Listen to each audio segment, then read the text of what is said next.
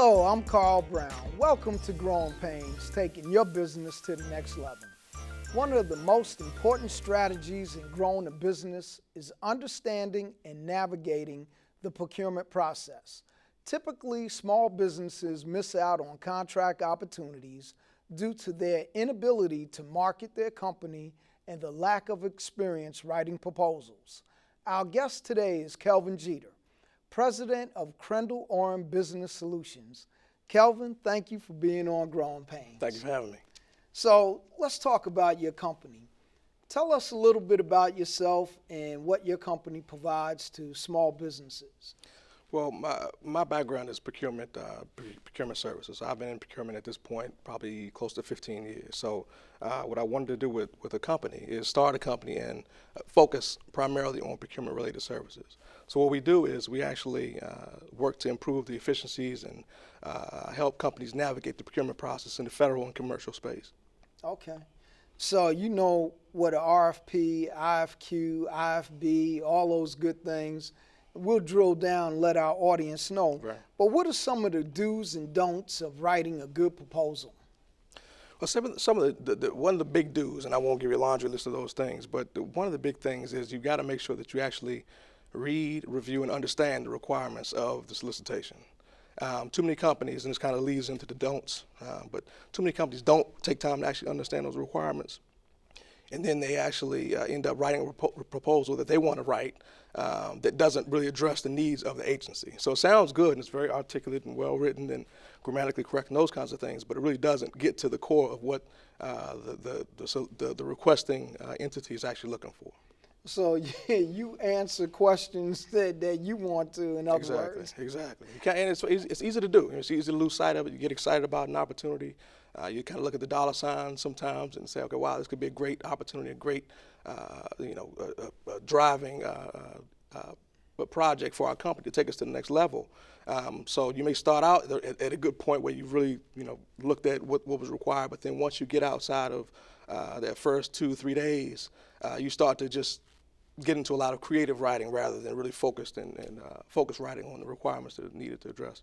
So in other words, you want them to answer the questions that are asked in the solicitation, make sure that translates into something written in the proposal. Absolutely, first and foremost. And there will be times where the soliciting agency may say, if there's some additional things that you can add to your proposal beyond what we requested, you feel free to add those. But first and foremost, you want to make sure you hit those requirements that they're looking for. Okay. Now, if they do ask you for any additional information, because they do need Right. technical research on, and they're looking for a free anyway from the industry, wouldn't it be better to add that as an appendix as opposed to in the body?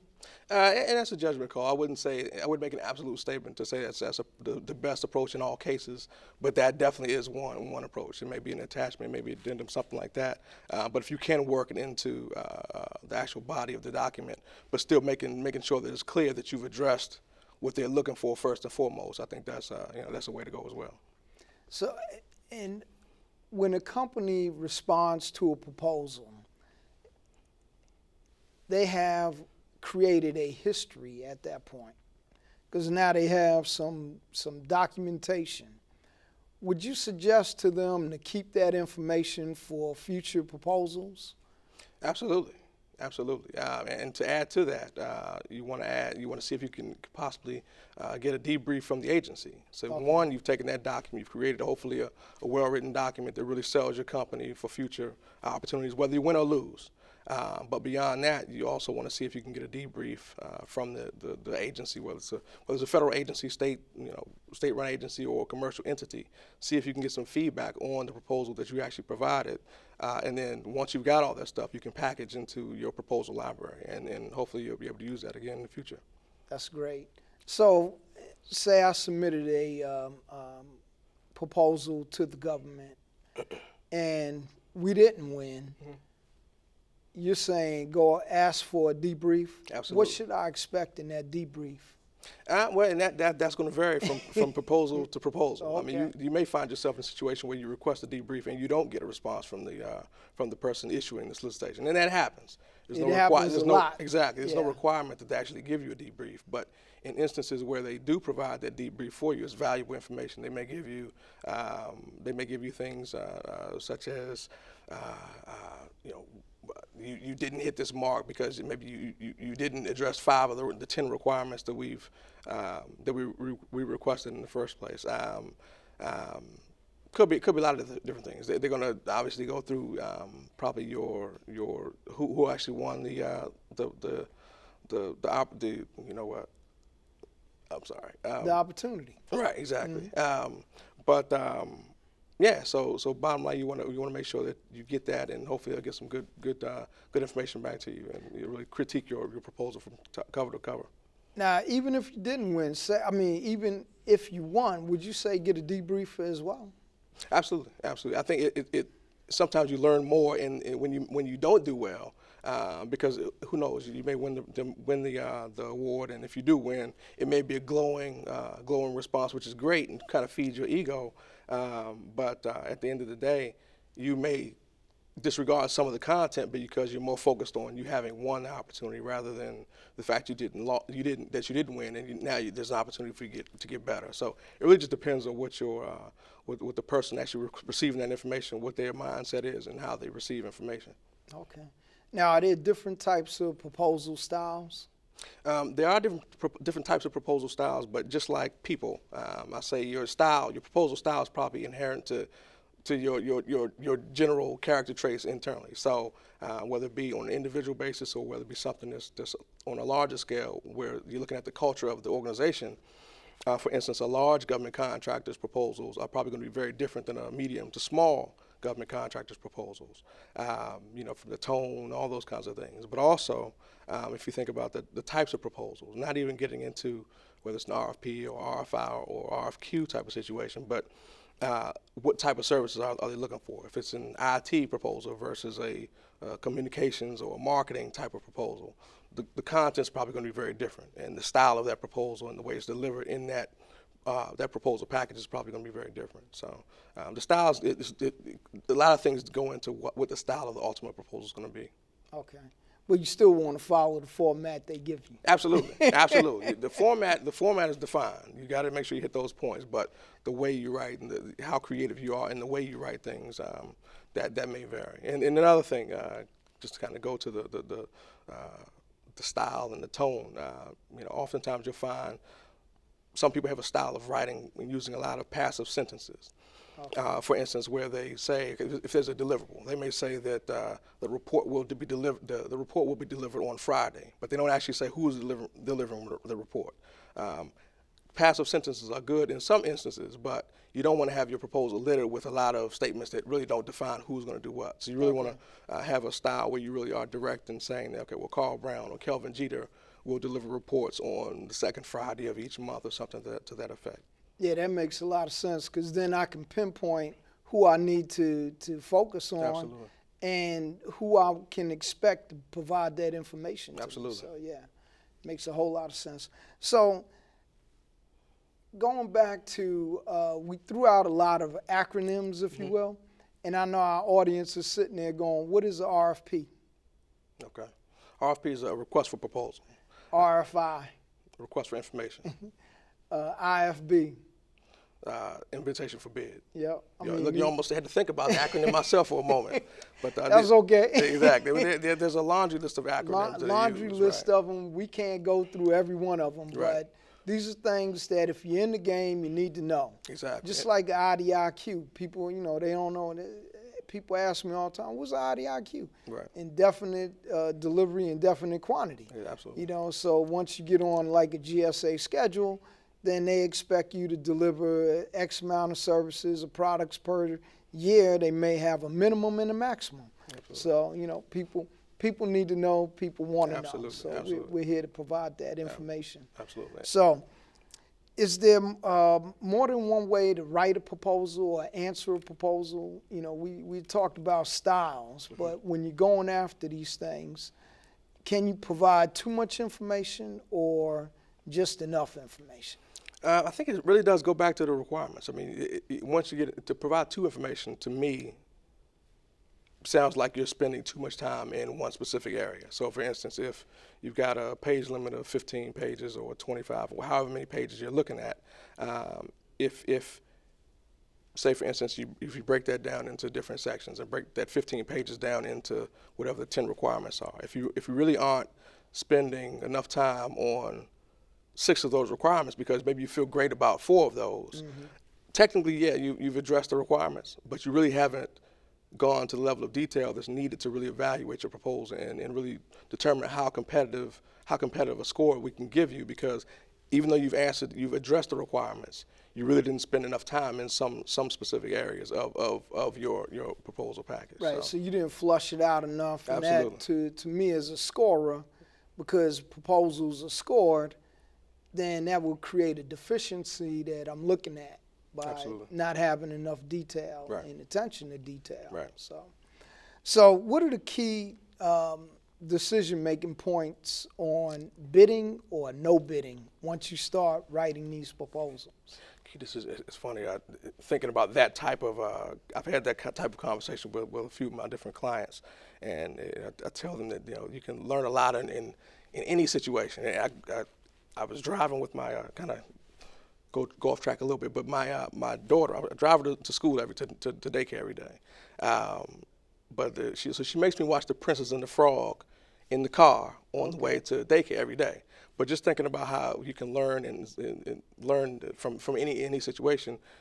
Not that you want to hear a whole conversation about Walt Disney and Disney classics, but there's in The Princess and the Frog, there's a saying where Mama Odie, she actually tells Prince Nassim and the princess that in order to figure out what you need, you have to figure out who you are first. And I think that kind of speaks to just going back to you can learn anything and kind of get a lot out of different situations.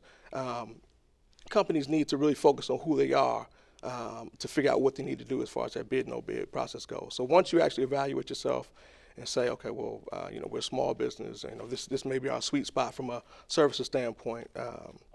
Once you've done those things, then you can flesh out the types of opportunities you need to go after. Once you get off track and you're not focusing on who you are, then it's difficult to kind of hone your activity in one specific direction. So you're kind of all over the place. So thinking about that bid no bid process, you need to stay within a certain focus area. Whether it be the size of the opportunity, whether it be the type of services, whatever it is, you want to create a laundry list of specific items that you can evaluate on. Exactly.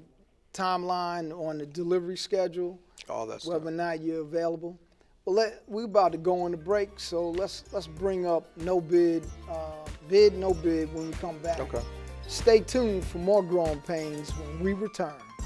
You're going to submit a proposal. Make sure that you've done some research on the agency, but also the type of.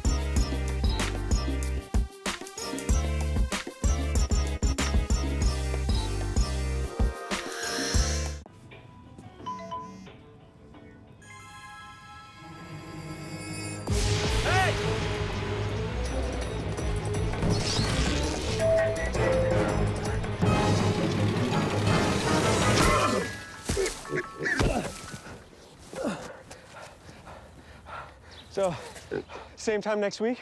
Well, of course. Put away a few bucks, feel like $1 million. For free tips to help you save, go to Feed the Pig. Prince George's Community College isn't just a place that offers more than 200 academic, workforce development, and continuing education programs. It's the first step toward the career of your dreams. It's a community of people who want you to succeed.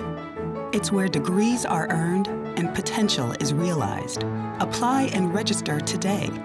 Call 301-336-6000. Prince George's Community College, transforming lives.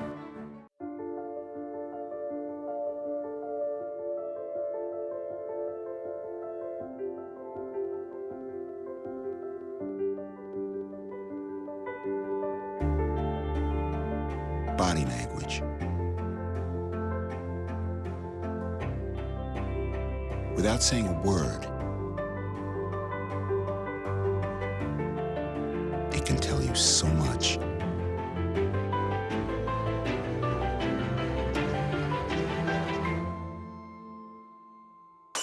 like someone is having a stroke. Know the sudden signs. Learn fast. F, face drooping. A, arm weakness. S, speech difficulty. T, time. Time to call 911 immediately. The sooner they get to the hospital, the sooner they'll get treatment. And that can make a remarkable difference in their recovery. Learn the body language, the sudden signs, and spot a stroke fast.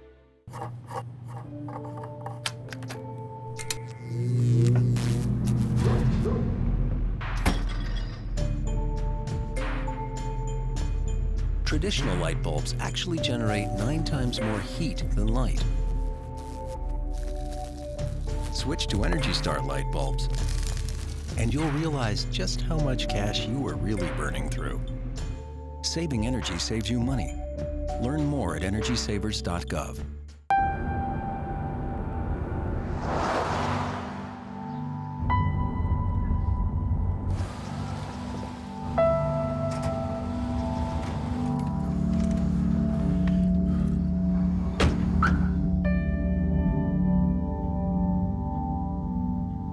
Talking to your kids about finishing school isn't easy, just necessary. Go to boostup.org for materials that can help.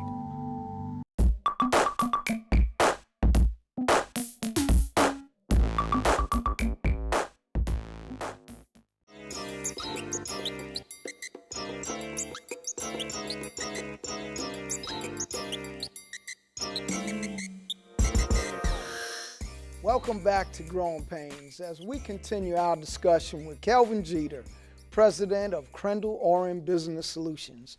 So Kelvin, before we went to break, we were talking about the decision making on bid, no bid. Right. And I think we really got through that. So let's talk about another key issue that I see a lot of small businesses fumbling around on. Okay. And that is high volume proposal submission. They're writing proposals, 10, 20, 30 proposals a month, and what happens? If the volume is that high, then most likely they're not winning the majority of those. They haven't really identified where they need to be, where their sweet spot is with the work that they're trying to pursue.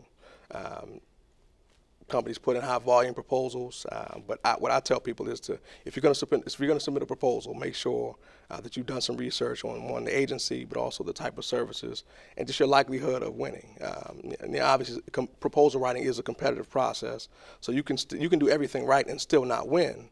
But the reality is, if you've done some of your due diligence and you've really researched the agency, you've built relationships in and around the agency, and you've really taken time to get to know the services needed and the environment in general, you've got a lot better chance of being successful. But for you to just submit proposals randomly because the headline of the solicitation matched your general services, technical support. Okay, it's very general, but if you submitted it and that was your key decision-making factor to decide whether you wanted to pursue that or not, then you're probably in bad shape. You're probably lost before you even submit it. What I'm hearing in that as well is relationship building and networking? Absolutely. Okay. Absolutely. That's key, and I emphasize that. And when I say relationship building, I don't mean lunches, and I don't mean the things that aren't appropriate. But I mean attending vendor outreach sessions and really, developing that name and face recognition. People do business with people that they like in general. Doesn't mean that because they like you, they're going to give you the business. But if I know who you are, and if I've seen you around, I can tell that you're serious about your business and the things that you're hoping to accomplish and the services you want to provide for my agency or my commercial organization, whatever it is. Then when your proposal comes through, if it's well written, you address all the requirements, you've got a lot better chance of winning in that situation than something other than that. Well, even if you don't win the proposal, you have an opportunity and a chance. If everything looks good, your marketing collateral, your business card, and your proposal's well written, absolutely, you have a better chance of getting some type of purchase order from the agency as opposed to, or even them passing your name on to different agencies than if you were just, not networking, not building a relationship, and submitting proposals blindly. Absolutely. Yeah. Absolutely. So as a consultant to the Center for Minority Business Development, what are some of the things that you offer our accelerator participants?